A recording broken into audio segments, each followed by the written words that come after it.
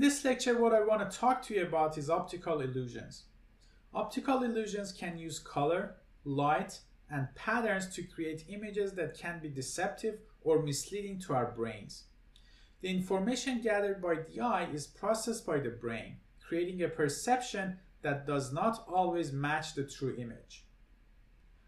In a data visualization context, illusions are dangerous because they can make us see things that aren't really there in the data.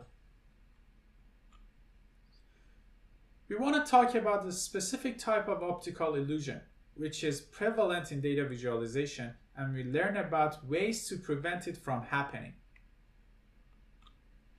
The type of optical illusions that we cover in this lecture is called Moire effect or Moire patterns.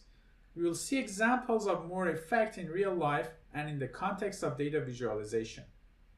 Later in the lecture, we will learn ways to eliminate Moire patterns. The distortions that you see here and here are called Moire effects. Moire effects are interference patterns created when two or more periodic patterns overlap. They give us the illusion of movement as if patterns are moving and blinking. Moire effects are caused by aliasing, which is introduced due to discrete sampling of an image or visualization. Here is a real-world example of Moire patterns showing up on a billboard.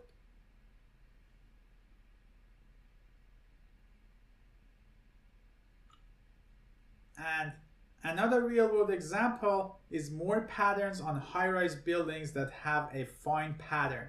You might have noticed this in real life or in video games. Here is an example from the GTA.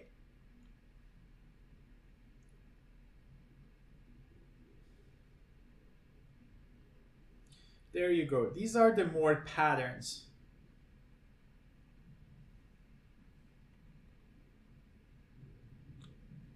Another real-world example of Moire patterns is when you take a picture of your laptop screen with your phone's camera. When you take a picture of a screen, the camera's grid won't be able to accurately represent the screen's grid. Thus, Moire patterns will show up. In the world of data and data visualization, Moire patterns can occur when we have periodically repeating parallel lines. It could be vertical lines, horizontal lines, or oblique lines. As long as they are parallel and dense, Moire effects can take place. Here, notice the shimmer that occurs when you stare at this image. There is no animation in here, so the distortions and movements are all illusions. This shimmering effect is even worse when one grid is on top of another. Here, the superimposed lines are nearly parallel, so we are experiencing a high degree of Moire effect. As you can tell, Moire effect can actually occur in various types of data visualization. For example, we can see Moire effect in data visualization with grid lines and bar charts.